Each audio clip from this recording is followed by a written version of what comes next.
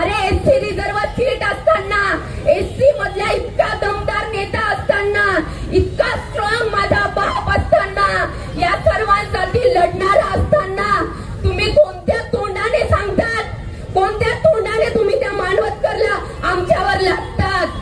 तुम्ही 2019 ला पण झुंड करके बहुत घूमे, अभी भी झुंड करके घूमो। शेर हमेशा अकेला घूमता है, अकेला रहता है। तुमचे नगरसेवक, तुमचे कार्यकारिणी, ज्या काही तुमचे लल्लू पंजू चमचे दलाल हस्तक होते, ते प्रत्येक तुमच्या सोबत होते।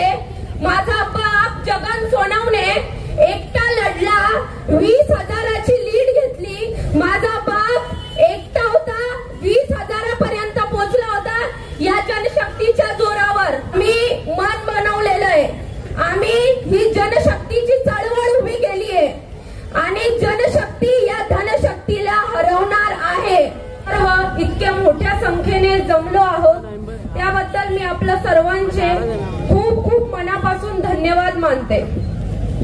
आणि आज या परिवर्तन निर्धार सभेमध्ये तुम्ही इतक्या मोठ्या संख्येने आलात त्याबद्दल तुमचे सर्वांचे मनापासून धन्यवाद।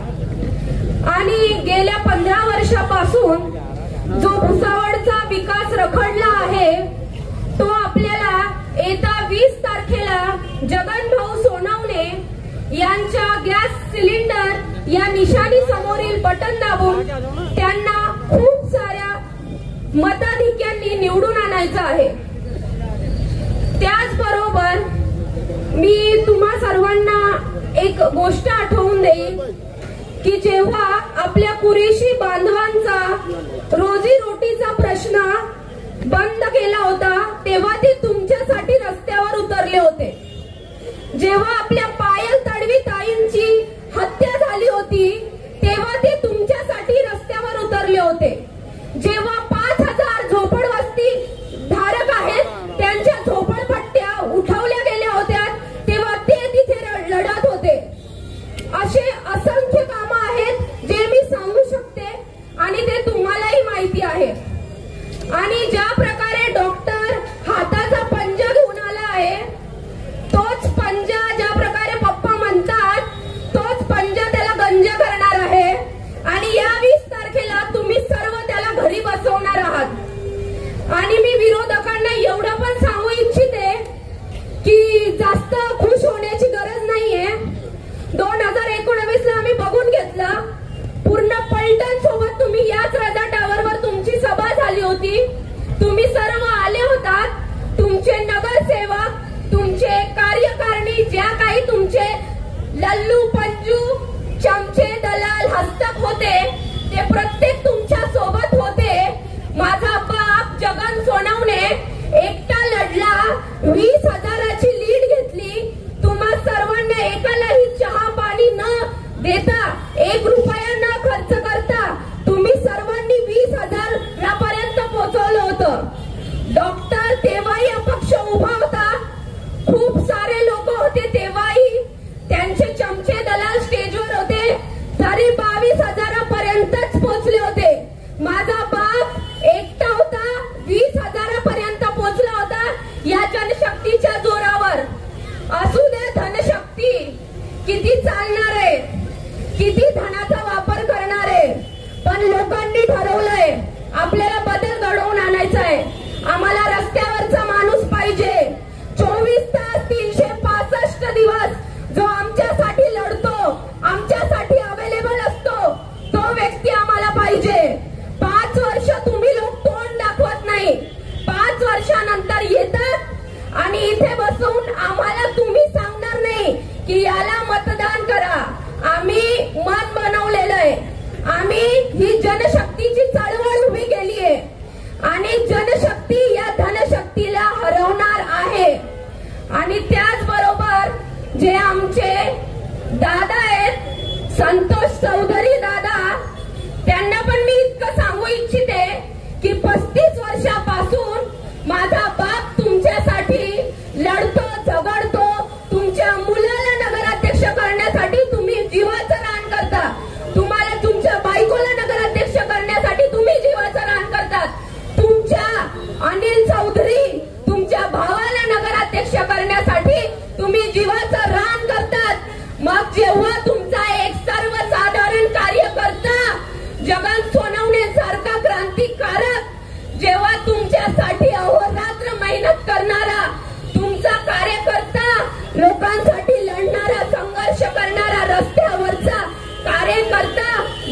लढतो, त्याची एक ताकद बनवतो, तेव्हा तुम्ही म्हणतात पैसे नाही, मला पैशावाला उमेदवार पाहिजे, तेव्हा तुम्ही मानवतकर आणतात. अरे एससी रिझर्व सीट असताना, एससी मधला इतका दमदार नेता असताना, इतका स्ट्रॉंग माझा बाप असताना, या सर्वांसाठी लढणारा असताना तुम्ही कोणत्या तोंडाने सांगतात, कोणत्या तोंडाने तुम्ही त्या मानवतकरला आमच्यावर लागतात? तुमचा सचिन जनाधार तर्फे आला होता आमच्या घरी, बोलला होता माझ्या आईला, माझ्या बापाला, काकू तुमचं बाळ उभं आहे, सपोर्ट करा, साथ द्या. माझे पप्पा बोलले की तुझ्या बापाला आणि तुझ्या काकाला माझा अगदी नाराज आहे. मी 2009 पासून जेव्हा ही सीट रिझर्व झाली, एसटी झाली, तेव्हापासून मी नाराज आहे, कारण तेव्हा त्यांनी मला साथ दिली नाही. पण तू मुलगा म्हणून चल, साथ देतो तुला, येतो तुझ्या सोबत. नगराध्यक्षासाठी माझा बाप झटला, त्याच्यासाठी फिरला, आणि जेव्हा तुमची देण्याची वेळ येते तेव्हा कुठे जाते तुमची, तेव्हा कुठे जातात तुम्ही? तेव्हा तुमची ही भाषा असते, पैशाची भाषा असते, आणि तुमचे चमचे दलाल काय त्या रावेरवरचे स्टेटस टाकताय, जनशक्ती विरुद्ध धनशक्ती. अहो खरी लढाई तर भुसावळ मध्ये आहे. माझा बाप एकटा, त्याच्या सोबत ती जनशक्ती आणि तुमच्या सर्व चमचे दलालांसोबत धनशक्ती एकटा लढतोय. माझा बाप तुमच्या सर्वांच्या धनशक्तीच्या विरोधात. का 35 वर्ष झाले तुम्ही सपोर्ट करू शकला नाही, आणि लोकांना भ्रमित करतात. आता हे दलित, मुस्लिम, आदिवासी एकत्र येणार आहोत, एससी, एसटी, ओबीसी आणि मुस्लिम आपल्याला एक होण्याची गरज आहे. यांचे चमचे दलाल येऊन नाही सांगणार आपल्याला याला मतदान करा म्हणून. आपण ठरवायचंय, आम्हाला आमच्या रस्त्यावरचा जगन सोनवणे पाहिजे, हे आपण त्यांना ठाणून सांगायचंय. तुम्ही सांगणारे कोण, विचारायचंय त्यांना सवाल. आणि या निवडणुकीत येत्या 20 तारखेला तुम्ही सर्वांना अनुक्रमांक 4 निशाणी गॅस सिलेंडर याच्यावर खूप साऱ्या मताधिकाऱ्यांनी त्यांना निवडून द्यायचंय, एवढंच तुम्हाला सांगेल. आणि जाता जाता अजून विरोधकांना सांगते, खूप शिस्तप्रिय आणि खूप सहनशील असे तुम्ही जे मुखवटे खोटे घेऊन फिरतायत. अहो तुम्ही इथे येऊन डॉक्टर मानवतकर, डॉक्टर लोणीकर, मैताच्या टाळूवरचं लोणी खाणारा लोणीकर, अरे तू इथे येऊन लोकांचे प्रश्न बोलू शकत नाही. विधानसभेत तू काय लोकांचा आवाज बनणार आहे? ज्या प्रकारे एखादी भिल्ला माणूस संजय सावकारे सारखा आपण त्या विधानसभेत पाठवला, तसा यावेळेस या मानवतकर सारखा पाठवू नका. कारण 2014 पासून आपण मोदी सरकार आले तेव्हापासून आपण बघतो आहोत की सर्वात जास्त बीजेपी वाल्यांची जेव्हापासून सरकार आहे तेव्हापासून जास्त त्रास एसटी आणि ओबीसी आणि आपल्या मुस्लिम बांधवांनाच झाला आहे. मग आपण आपल्या विचारधाराचा व्यक्ती देऊयात ना निवडून. जेव्हा येईल मुस्लिम आरक्षणाचा प्रश्न, तेव्हा ही लोक पुढे येणार नाहीत, तेव्हा माझा बापच पुढे येईल.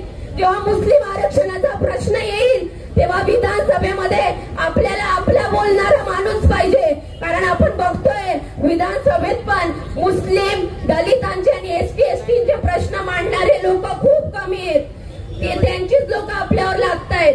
अजून त्याचबरोबर मी तुम्हाला एवढं सांगते की ते म्हणतात ना खूप सहनशील, खूप शांती, तर मी त्यांना पण एवढं सांगते की माझा बाप जितक्या तळमळीने बोलतो, सांगतो, त्याची तळमळ जितकी चेहऱ्यावर दिसते सर्वांना सांगतो, कारण की लोकांसाठी काहीतरी करण्याची इच्छा आहे. म्हणून त्यांच्या मनामधून तो आवाज येतो, त्यांच्या चेहऱ्यावरती जिद्द असते. 35 वर्षापासून अहोरात्र करतायत. दीपनगरचे कामगार एक झालेत, रोज घरी येत आहेत, सांगतायत भाऊ आम्ही एक झालोय. वरणगाव फॅक्टरीचे कामगार एक झालेत. 100 रिक्षा आपण एका दिवसात सोडवले, ते सर्व रिक्षा चालक मालक एक झालेले आहेत.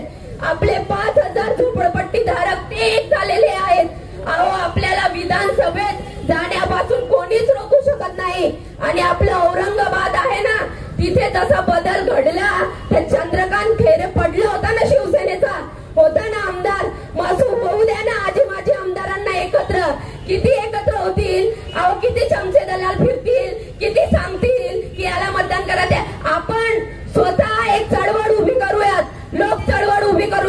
आणि जगन भाऊ यांना निवडून देऊयात। आणि जाता जाता एवढंच सांगते, जे जितके आक्रमक असतात ते तेवढेच, म्हणजे माझा बाप जितका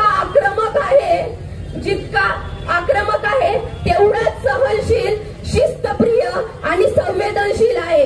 म्हणून तुम्हाला आता सांगते, तुम्ही 2019 ला पण झुंड करके बहुत घूमे, अभी भी झुंड करके घूमो। शेर हमेशा अकेला घूमता है, अकेला रहता है। तुम सबको पूरा गिरेगा और 20 तारीख को आप सबके आशीर्वाद के बाद 23 को विधानसभा में जाएगा।